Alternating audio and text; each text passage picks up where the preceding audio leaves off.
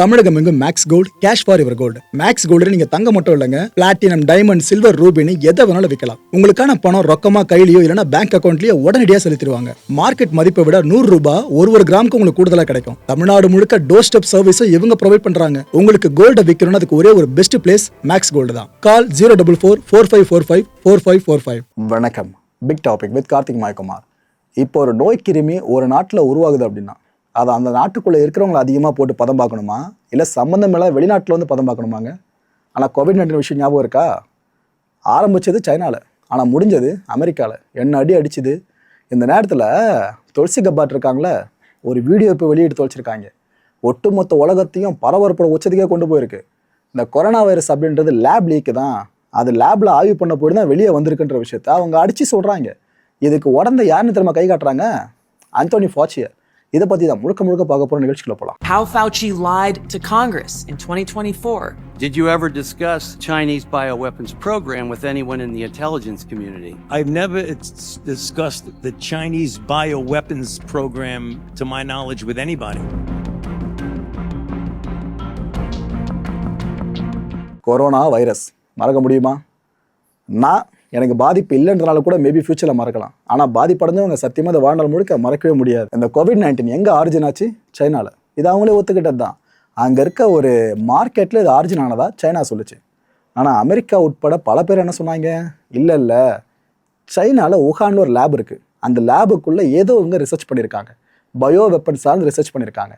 ஒன்று, அங்கேருந்து அந்த லேபில் யாருக்கும் தெரியாமல் அந்த கிருமி வெளியே வந்திருக்கணும். அப்படி இல்லையா இவங்களே உலகத்து மேலே அதை ஏவி விட்டுருக்கணும். ஒரு பயோ வெப்பனாக அதை பயன்படுத்தியிருக்கணும் அப்படின்னு சொன்னாங்க.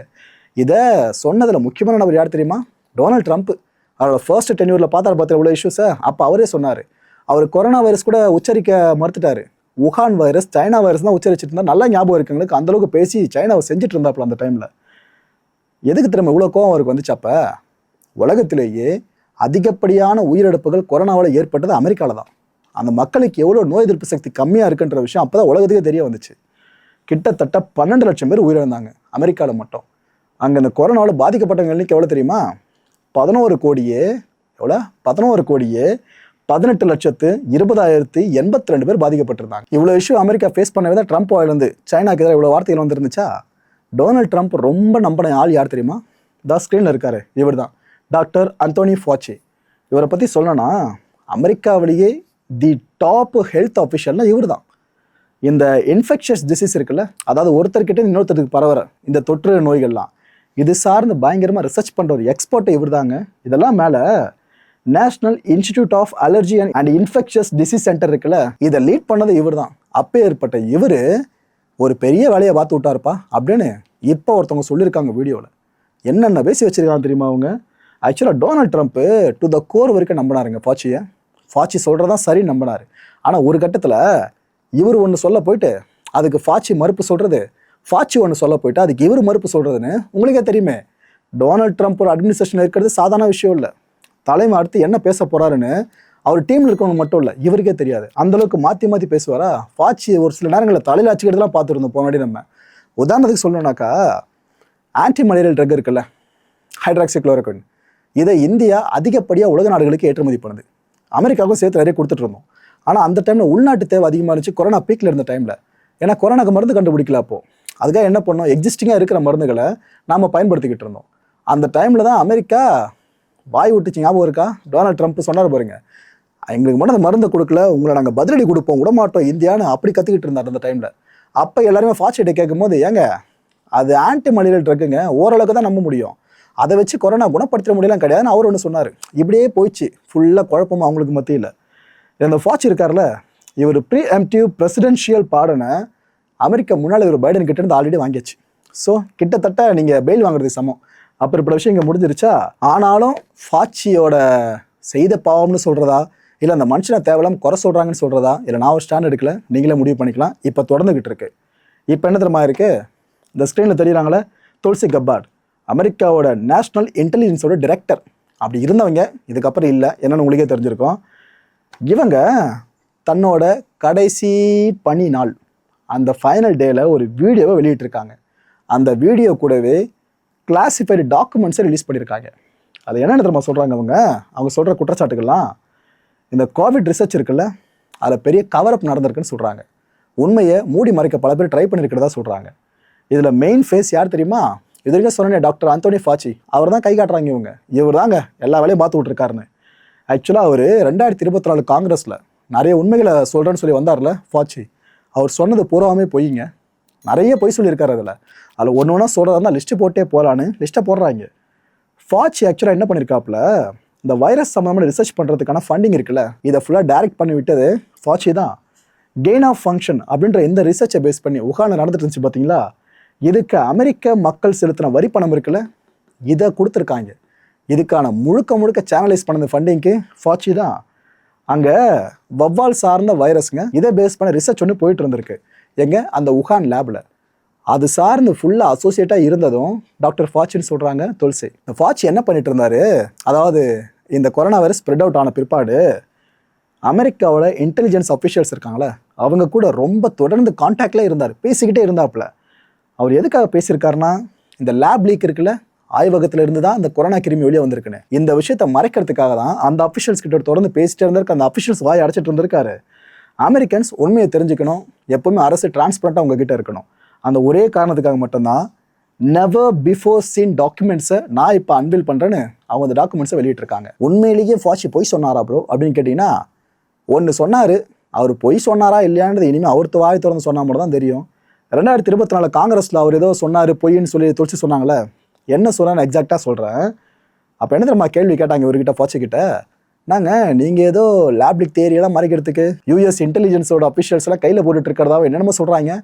அந்த லேப்லிக்கு உங்களுக்கு சம்மந்தம் இருக்கா? நான் பயோ வெப்பனை சேர்ந்து உருவாக்க நீங்கள் ஹெல்ப் பண்ணிக்கலாம் அப்படிலாம் பல கேள்விகளை கேட்டாங்க. அப்புறம் என்ன சொன்னார், அப்படியா, அமெரிக்காவோட இன்டெலிஜென்ஸ் கம்யூனிகேஷன்ஸ் இருக்குல்ல, இது கொரோனா ரிசர்ச்சை பேஸ் பண்ணதா இருக்கும்னு நான் நினச்சி கூட பார்க்கல. சைனா கூட கோஆப்ரேஷனாக இதெல்லாம் பண்ணாங்களா என்ன? Very shocking. எனக்கு இதை பற்றி எதுவும் தெரியாதுங்க. நான் யூஎஸ் இன்டெலிஜென்ஸ் அஃபிஷியல்ஸ் கிட்ட இது சம்மந்தமாக பேசுனதே கிடையாது. கொரோனா வைரஸ் லேபில் உருவாக்கலாம், பயோ வெப்பனாக மாற்றலான்ற மாதிரி இந்த ப்ராஜெக்ட் ஏதோ சொல்கிறீங்களா நீங்கள் புதுசா? எனக்கு அதை பற்றி ஒன்றுமே தெரியாதுங்கன்னு திரும்ப தனக்கு தெரியாதுன்னு தான் சொன்னார். அதாவது தன்னை ஒரு அப்பாவி மாதிரி தான் முழுக்க ப்ரொஜெக்டும் பண்ணிட்டு இருந்தாருங்க. கடைசி என்ன திரும்ப சொல்லி முடிச்சாரு, உலகம் ஃபுல்லாக கொரோனா லேப் லீக்குன்றாங்களே, இது என்ன பொறுத்தவரை கான்ஸ்பிரசி தியரின்னு சொல்லிட்டாரு. நடக்காத ஒன்றத்தை நடந்ததா இட்டு கட்டுறதா சொல்லி பேசிட்டாரு. ஆனால் லேப் லீக்குன்னு யார் திரும்ப அடித்து சொன்னால் டொனால்ட் ட்ரம்ப். புரிஞ்சிருக்கும் எவ்வளோ முரண்பாடு அவங்களுக்குள்ளே இருக்குன்னு சொல்லிட்டு. சரி ரைட்டு விடுங்க. ஃபாச்சி நிறைய சாத்தானிய விஷயங்களை பண்ணிட்டாருன்னு இப்போ உலக மக்கள் கொதிக்க ஆரம்பிச்சிட்டாங்க. இன்ஃபேக்ட் துல்சி கபாட் பேசுறது எந்தளவுக்கு உண்மை இதெல்லாம் இனிமேல் தான் ஆய்வு பண்ணணுமே. பட் அதுக்குள்ளே மக்கள் கோபம் அடைஞ்சிட்டாங்க. ஏன்னா உலகம் முழுக்க லட்சக்கணக்கான உயிர்கள் பறி போயிருக்கு, அதுக்கு இவர் தான் காரணமாக இருப்பார்னு பல பேர் பேச ஆரம்பிச்சாச்சு. ஆனால் இன்னும் சில பேர் என்ன தெரியுமா சொல்ல ஆரம்பிச்சிட்டாங்க, அமெரிக்காலேயே பொலிட்டிக்கலி மோட்டிவேட்டட்னு சொல்கிறாங்க. அரசியல் ரீதியாக தான் இது போல் மாறி குற்றம் சாட்டிக்கிறாங்க. ஃபாச்சி அந்த மாரிப்பட்ட ஆள் இல்லைன்ற மாதிரி அவங்க ஒரு பக்கம் சொல்கிறாங்க. ஆனால் ஒரு விஷயம் மறந்துடாதீங்க மக்களே, அமெரிக்க அரசோட பின்புலத்தில் உலகத்தில் ஒரு 30 நாடுகளில் பார்த்தீங்கன்னா 120க்கும் மேற்பட்ட பயோ லேப் செயல்பட்டு இருக்கு. இன்னொரு ஷாக்கிங்கான விஷயத்தை சொல்லட்டுமா, போர் நடந்துட்டு இருக்குல்ல யுக்ரைனு, அந்த யுக்ரைனில் கூட ஒரு பெரிய ஃபெசிலிட்டி அமெரிக்காவுக்குன்னு இருக்குங்க லேபு. ஃபுல்லாக அதுக்குள்ளே ஆய்வு பண்ணுறேன்னுவாங்க. மனித குலத்தோட ஆக்கத்துக்கான ஆய்வு, எதிர்கால நோய் கிருமிகளை இப்போ கண்டுபிடிச்சி அழிப்பதற்கான ஆய்வுன்னு சொல்லுவாங்க. ஆனால் அதுக்குள்ளே உண்மை என்னவோ. ஃபாச்சியோட ஃபேமஸான கோட் ஞாபகம் இருக்கா, என்னை விமர்சிப்பது அறிவியலை விமர்சிப்பதற்கு சமம்னு அந்த மகான் அப்போ சொல்லியிருந்தார். ஆனால் இப்போ எல்லாருமே இவர் தான் விமர்சிக்க ஆரம்பிச்சிருக்காங்க. ஒரு நபர் அறிவியலாக மாறிட முடியாது, இதை நம்ம எல்லாருமே புரிஞ்சுக்கணும். சரி ரைட். இப்போ அந்த துல்சி அந்த வீடியோவில் அப்படி என்னதான் சொல்லியிருந்தாங்கன்னு கேட்டிங்கனாக்கா, அவங்க பேசுறதை இப்போ ஒளிபரப்புறேன் கேளுங்க. உங்களுக்கு அதில் நிறைய சஸ்பெக்டான விஷயங்கள் காதலை கேட்கலாம். ஒரு சில விஷயங்கள் என்னப்பா இது இவ்வளோ சொல்கிறாங்கன்னு ஆச்சரியப்படலாம் மக்களே. முதல்ல நான் சொன்ன பாருங்க அவங்க பேசின விஷயங்கள், அதை அப்படியே இப்போ அவங்க சொல்கிறாங்க, முழுமையாக அவங்க குரலையே கேட்டுருங்க. Before the COVID pandemic, Dr. Fauci, as head of the National Institute of Allergy and Infectious Diseases, provided millions in U.S. taxpayer dollars to fund dangerous gain-of-function research on bat coronaviruses at the Wuhan Institute of Virology, work which is now widely viewed as the source of the unintentional lab leak that sparked the pandemic. Now, in support of President Trump's maximum transparency mandate, today, on my final day as Director of National Intelligence, I'm releasing never-before-seen communications and documents that expose exactly how Fauci worked with politicized career leadership in the intelligence community to suppress the truth about his actions, the virus's lab leak origins, and his role in directing U.S. funding for this dangerous research that caused immeasurable harm and countless lost lives. Now, these documents expose Fauci's direct role in influencing and manipulating IC assessments on COVID-19 and how Fauci lied to Congress in 2024 when, under oath, he denied knowledge of or participation in discussions with intelligence officials about viral research. We also received testimony from multiple intelligence community whistleblowers who reported retaliation for challenging the intelligence community's manipulation of intelligence on the virus's origins, once again revealing a clear pattern of suppressing dissent, silencing critics, and burying the truth. Dr. Fauci's close relationships with the intelligence community enabled him to assume 3 key roles that shield him from scrutiny.